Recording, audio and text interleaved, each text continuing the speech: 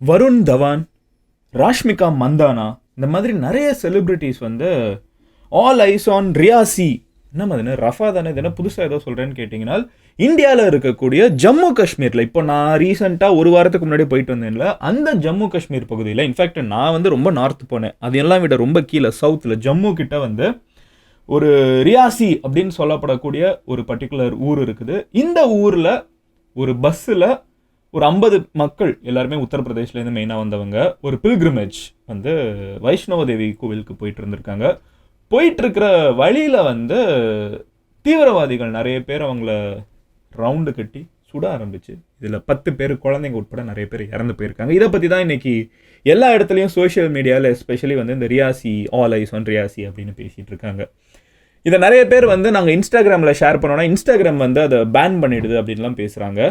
But இந்த Instagram pan பண்ணல, இவங்க ஷேர் பண்ணுற பிக்சரில் ஒரு பிரச்சனை இருக்குது. அது போக என்ன அப்படின்னு பார்த்தீங்கன்னா, இது வந்து ஆல் ஐஸ் ஆன் ரஃபா அப்படின்னு சொல்லிட்டு அங்கே இருக்கக்கூடிய ரஃபா மக்கள், அதாவது காசாவில் இருக்கக்கூடிய ரஃபா மக்கள் வந்து நிறைய பேர் இறந்து போகிறாங்கன்னு பேசினப்போ, அப்போ இதையும் பேசுங்கன்னு சொல்லி பேசுகிற ஒரு கான்செப்ட் இருக்குல்ல, ரெண்டுமே தப்பு தான். ஆனால் இதுக்கு அதை பேசுங்கன்னு சொல்லாதீங்க, இதை பேசுங்கன்னு சொல்கிறது சரியாக இருக்கும். எல்லா விஷயத்தையும் நான் டீட்டெயிலாக உங்ககிட்ட சொல்ல ஆரம்பிக்கிறேன். ஏன் ஜம்மு காஷ்மீரில் தீவிரவாதம் இருக்குதுங்கிறதே நிறைய பேருக்கு இருக்கக்கூடிய ஒரு மிகப்பெரிய கேள்வி. எஸ்பெஷலி நான் இப்போ ஜம்மு காஷ்மீர் போயிட்டு வந்தப்போ எனக்கு வந்து ஃபர்ஸ்ட் ஹேண்ட் நிறைய எக்ஸ்பீரியன்ஸ் வந்து எனக்கு கிடச்சிச்சு. அங்கே இருக்கிற மக்களோட மென்டாலிட்டி என்ன, அங்கே வந்து ஆர்ம்ட் அஃபீஷியல்ஸ் எப்படி இருக்காங்க, அங்கே என்ன பிஹேவியர்ஸ் இருக்குது, அங்கே என்னென்ன பிரச்சனையாக இருக்குது, எது பாசிட்டிவாக இருக்குது, இந்த மாதிரி எனக்கும் சில இன்புட்ஸ் பர்சனலாகவே நான் போனப்போ எனக்கும் தோணுச்சு. ஸோ அது எல்லாத்தையுமே உங்ககிட்ட இன்னைக்கு வீடியோவில் டிஸ்கஸ் பண்ணலாம்னு நினச்சேன். ஸோ ஹலோ எவ்ரி ஒன், நான் Madan Gowri and hello my dear MG squad.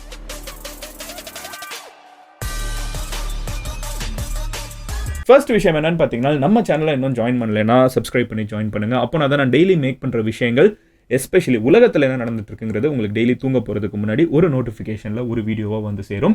Anyway now let's get started. First விஷயம் என்ன அப்படின்னு பார்த்தீங்கன்னா, இந்த ரியாசி அப்படிங்கிற ஊரில் என்ன நடந்துச்சுங்கிறத சொல்லிடுறேன். ஜம்மு காஷ்மீரில் வந்து வைஷ்ணவ தேவி கோவில் அப்படின்னு சொல்லப்படுற ஒரு கோவில் வந்து கத்ரா அப்படிங்கிற பகுதியில் இருக்குது. இந்த கத்ரா பகுதியில் இருக்கிற வைஷ்ணவ தேவி கோவில் வந்து நம்ம ஊரில் இருக்கிற திருப்பதி பழனிமலை மாதிரி ரொம்ப ஃபேமஸான ஒரு கோவில். நார்த் இந்தியாவிலேருந்து நிறைய பேர் போயிட்டு வருவாங்க. அந்த மாதிரி இந்த கோவிலுக்கு ஒரு பஸ்ஸில் வந்து நிறைய பேர் வந்து ஒரு பில்கிரிமேஜ் போயிருக்காங்க, ட்ராவல் பண்ணி போயிட்டுருக்காங்க. அப்படி போயிட்டுருக்கப்போ இந்த ரியாசி அப்படின்னு சொல்லப்படுற ஒரு டிஸ்ட்ரிக்டை வந்து அவங்க தாண்டி போகணும்.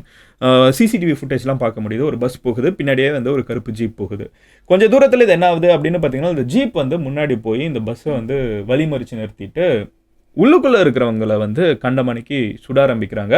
இதில் வந்து இந்த பஸ்ஸை கண்ட்ரோல் பண்ணிட்டு இருந்த டிரைவர் வந்து சுதாரிப்பா அந்த இடத்துல இருந்து வேகமாக தப்பிக்கணும். அவர் இறந்துட்டார், இப்போ நம்ம கூட இல்லை. பட் இருந்தாலும் அந்த இடத்துல அந்த இமீடியட்டாக அந்த மரணத்தின் தருவாயில் முடிஞ்ச அளவுக்கு நிறைய பேரை காப்பாற்றணும்னு அவங்கள தாண்டி கொண்டு போய் ஒரு பள்ளத்துக்குள்ளே வந்து விழுந்துட்டாரு. ஸோ மேலேருந்து இவங்க சுட்டு, அதுக்கப்புறமும் மேலேருந்து ஏகப்பட்ட ரவுண்ட்ஸ் வந்து சுட்டிருக்காங்க. உள்ளுக்குள்ளே இருக்கிற மக்கள் வந்து மொத்தம் 10 பேர்னு நினைக்கிறேன், எக்ஸாக்ட் நம்பர்ஸ் தெரியலை, இறந்து போயிருக்காங்க.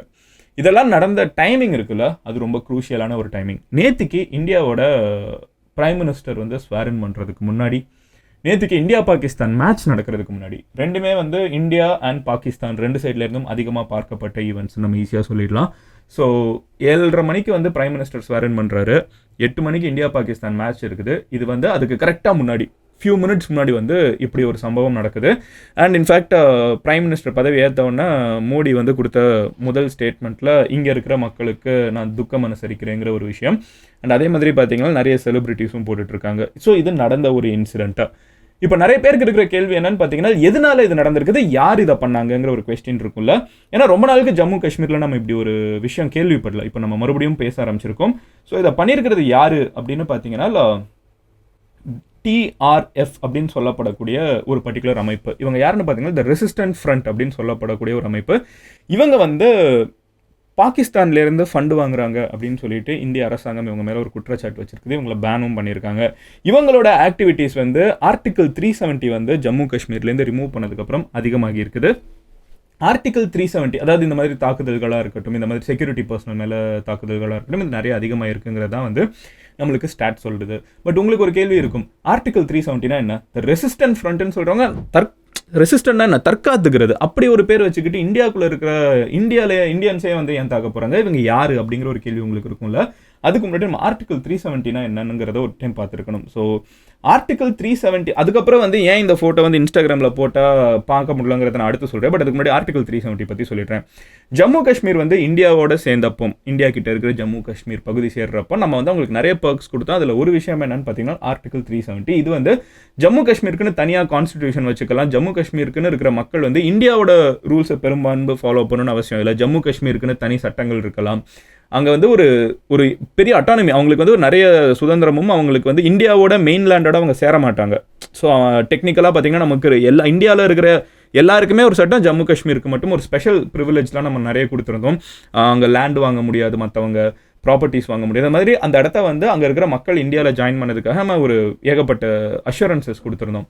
இந்த ஆர்டிகல் 370 வந்து ரீசெண்டாக கொஞ்சம் வருஷத்துக்கு முன்னாடி 2021 ஐ கெஸ் அப்போ வந்து ரிமூவ் பண்ணப்பட்டுச்சு. ஸோ ரிமூவ் பண்ணுறப்ப என்னாச்சுன்னு பார்த்தீங்கன்னா அங்கே இருக்கிற மக்கள் நிறைய பேர் அதுக்கு எதிராகவும் குரல் கொடுத்தாங்க. ஏன்னா அவங்களோட ஸ்பெஷல் அட்டானமி, அவங்களுக்குன்னு இருக்கக்கூடிய தனிப்பட்ட உரிமைகள் வந்து நிறைய போகுதுன்னு அங்கே இருக்கிற மக்கள் கன்சிடர் பண்ணாங்க. பட் ஆர்டிகல் 370 ரிமூவ் பண்ணதுக்கப்புறம் என்னாச்சுன்னு பார்த்தீங்கன்னா கொஞ்ச நாளைக்கு அது ஒரு லாக்டவுன் மாதிரி, மினி லாக்டவுன் மாதிரியே இருந்துச்சு.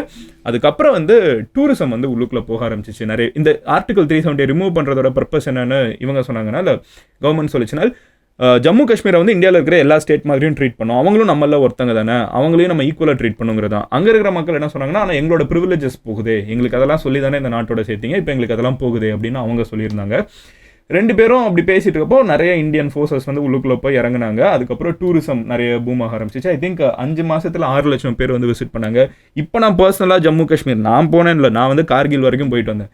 அந்த இடத்துலலாம் பார்த்தீங்கன்னா பயங்கர டிராஃபிக் இருக்குது. அந்த ரோட்ஸ் எதுவுமே வந்து அகாமடேட் பண்ணுறதுக்கு ரெடி ஆகலை. அதான் யதார்த்தம்.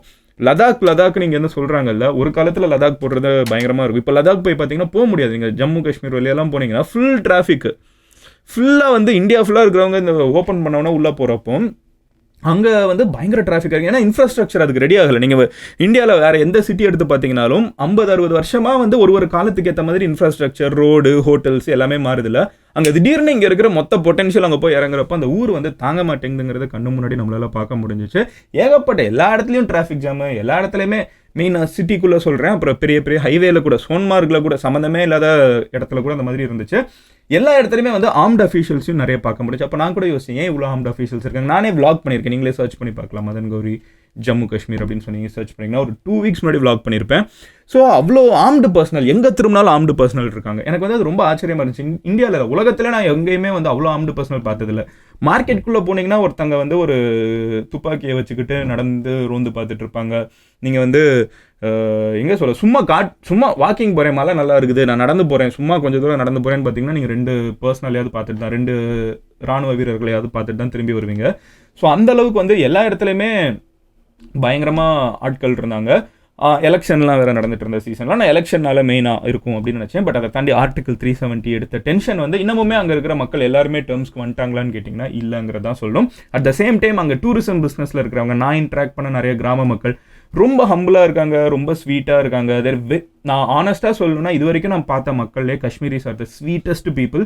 அவங்களுக்கு ஒரு சைடு வந்து நிறைய பூம், ஒரு டூரிசம் பூம் இருக்குது, நிறைய பேர் எல்லாரும் வர்றாங்க, எல்லாருமே வந்து விசிட் பண்ணுறாங்கன்னு ஒரு சைடு இருந்தாலும், இன்னொரு சைடு வந்து அதுக்குள்ளேயே சில பேர் வந்து ஓகே பயங்கரமாக சூப்பர், இது நல்லது காஷ்மீருக்கு நினைக்கிறவங்களும் இருக்காங்க. இல்லை இது நல்லது இல்லை, எங்களுக்கு வந்து எங்களோட உரிமைகள் நிறைய போகுதுன்னு நினைக்கிறவங்களும் இருக்காங்க. அது 2 தரப்பு மக்களையும் என்னால் மீட் பண்ண முடிஞ்சுச்சு. பட் இப்போ இது உரிமைகள் போகுதுன்னு நினைக்கக்கூடிய மக்கள் இருக்காங்கல்ல, அந்த கேட்டகரியில் வந்து நம்ம TRF அப்படிங்கிற அமைப்பை வந்து வச்சிடலாம், ரெசிஸ்டன்ட் ஃப்ரண்ட். ஆனால் இவங்க வந்து ஒரு தீவிரவாத அமைப்பாக இருக்காங்க. ஏன்னா இவங்க மனிதர்களை கொல்றாங்க. அண்ட் இவங்க மனிதர்களை கொல்றாங்க அப்படின்னு சொல்கிறப்போ இந்த மாதிரி சம்மந்தமே இல்லாமல் உள்ளுக்குள்ளே டூரிஸ்டாக வந்தவங்களை அந்த மாதிரி தாக்குதல்கள் நிறைய இருக்குது. அந்த தாக்குதல்களுக்கு வந்து பதிலடியாக இன்னும் ஸ்ட்ராங்காக இருப்போம் அப்படின்னு சொல்லிட்டு ஹோம் மினிஸ்டர் அமித்ஷா இப்போ பேசியிருக்காங்க. பிரைம் மினிஸ்டர் வந்து இவங்களுக்கு இருக்கிறதுலே அதிகமான கேர்லாம் கொடுக்கப்படும்னு சொல்லிட்டு இருக்காங்க. அதெல்லாம் சொல்லி இருந்தாலும் அங்கே இருக்கிறவங்க இறந்து போனாங்கங்கிறது இறந்து போனது தான். இதில் எனக்கு ஒரு இஷ்யூ, இப்போ ரியாசியை பற்றி நம்ம பேசணுங்கிறது வந்து ஒரு சரியான விஷயம். அங்கே ஒரு 10 பேர் இறந்து போயிருக்காங்க, குழந்தை வரைக்கும். ரொம்ப கஷ்டமான ஒரு விஷயம் தான். ஆனால் அதை நிறைய பேர் எதோட கம்பேர் பண்ணாங்கன்னு பார்த்தீங்கன்னா, ரஃபாவை பற்றி பேசினேன் இல்லை, அப்போ இதை பற்றி பேசினேன். அது வந்து ஒரு தப்பான ஆங்கிளில் நான் பார்க்குறேன். ரஃபாவை பற்றி பேசணும், ரியாசியை பற்றியும் பேசணும். பட் ரஃபாவை பற்றி பேசணுங்கிறதுனால நீ இதை பற்றி பேசணுங்கிறது வந்து ஒரு தப்பான வியூவாக இருக்குது. இதை பற்றி பேசணும் சொல்லு, அதுக்கு எல்லா உரிமையும் இருக்குது. ஆனால் அதை பற்றி பேசின அங்கே இறந்தவங்க முஸ்லீமு, இங்கே இறந்தவங்க ஹிந்து அப்படின்னு சொல்லிட்டு மரணத்தில் வந்து நம்ம பாலிடிக்ஸோ ரிலீஜியனோ வைக்க வேணாம். அதை தான் மற்றவங்க பண்ணுறாங்க. அப்போ மற்றவங்களுக்கு நம்மளுக்கு என்ன வித்தியாசம் இருக்குது? தயவு செஞ்சு அதை பண்ண வேணாம் அப்படின்னு சொல்லி கேட்டுக்கிறேன். ரெண்டாவது என்னன்னு பார்த்தீங்கன்னா, ஆல் ஐஸ் ஆன் ரியாசி அப்படிங்கிற ஒரு பிக்சர் வந்து எங்கே நான் சோஷியல் மீடியாவில் போட்டு அதை காமிக்க மாட்டேங்குது, நான் ஸ்டோரி போட முடியல அப்படின்லாம் நிறைய பேர் பேசிகிட்டு இருந்தாங்க. அதில் என்ன பிரச்சனைன்னு பார்த்தீங்கன்னா, ஆல் ஐஸ் அண்ட் ரஃபாங்கிற ஒரு பர்டிகுலர் ஃபோட்டோ இருக்குல்ல, ரொம்ப வைரலாக போச்சுல. அதில் ஒரு பியூட்டிஃபுல்லாக ஒரு விஷயம் வந்து அதை கிரியேட் பண்ணவங்க பண்ணியிருக்காங்க. ஏஐ வச்சு ஜென்ரேட் பண்ணியிருக்காங்க. அதை ஜென்ரேட் பண்ணப்போ அந்த ஃபோட்டோவில் எங்கேயுமே பார்த்தீங்கன்னா ஒரு பிணமோ வந்து ஒரு உடலோ இருக்கிற மாதிரி எதுவுமே இருக்காது, ஒரு பெரிய குண்டு வெடிப்போ இருக்காது. ஏன்னா இந்த மாதிரி எது ஒரு ஃபோட்டோவில் இருந்தாலும் அந்த ஃபோட்டோ வந்து நீங்கள் இன்ஸ்டாகிராம்லேயோ ட்விட்டர்லேயோ வந்து எஸ்பெஷலி இன்ஸ்டாகிராமில் ஷேர் பண்ணிங்கன்னா அது அவங்களோட பாலிசிக்கு அகெயின்ஸ்டாக இருக்கும், ஒரு பயமுறுத்துற மாதிரி இருக்குங்கிறதுனால அவங்க அதை ரன் பண்ண விட மாட்டாங்க. இப்போ ஆல் ஐஸ் ஆன் ரியாசி அப்படின்னு சொல்கிற ஒரு ஏஐ ஜென்ரேட்டட் ஃபோட்டோ தான். ஆனால் அது பார்த்தீங்கன்னா கம்ப்ளீட்டாக பிணங்களாகவே வந்து அப்படியே வரிசையாக ஆல் ஐஸ் ஆன் ரியாசி அப்படின்னு சொல்கிற வார்த்தைகளே வந்து லெட்டர்ஸ் எல்லாமே வந்து பிணங்களால் செய்யப்பட்டதாக இருக்கட்டும், அதுக்கு முன்னாடி 2 குண்டு வெடிப்பு இருக்கிற மாதிரி இருக்கட்டும். இந்த ஃபோட்டோ வந்து நீங்கள் ஆல் ஐஸ் ஆன் ரியாசின்னு இல்லை, இதே ஃபோட்டோ வந்து ஆல் ஐஸ் ஆன் ரஃபா அப்படின்னே போட்டு நீங்கள் இதே எடிட் பண்ணி இதே மாதிரி ஒரு ஃபோட்டோ வச்சு நீங்கள் சோஷியல் மீடியாவில் போட்டிங்கனாலும், எஸ்பெஷலி மெட்டா பிளாட்ஃபார்ம்ஸ் ஃபேஸ்புக் இன்ஸ்டாகிராமில் போட்டிங்கனாலும் அப்பவும் உங்கள் அக்கௌண்ட்டை வந்து அடிப்பாங்க, உங்கள் அக்கௌண்ட்டு அந்த ஹேஷ்டேக் எல்லாத்தையுமே ஹைட் பண்ணுவாங்க. ஏன்னா நீங்கள் வந்து வன்முறையை வந்து மக்கள்கிட்ட காமிக்கிறீங்க. ஏன்னா இன்ஸ்டாகிராமில் இருக்கிறவங்க எல்லாரும் வன்முறையை பார்க்கணும்னு ஆசைப்படுறவங்க கிடையாது. உலகத்தில் வன்முறை நடந்துட்டு இருக்கா, எஸ் அது தப்பா, எஸ். ஆனால் அது இருக்கிறவங்களாம் அதை பார்க்கணுன்னு ஆசைப்படல. இல்லை இப்படி ஒரு ஸ்டோரி போடுறப்போ அது மனசை பாதிக்கிற மாதிரி இருக்குங்கிறதுக்காக வந்து மெட்டாவே ஸ்டாப் பண்ணுவாங்க.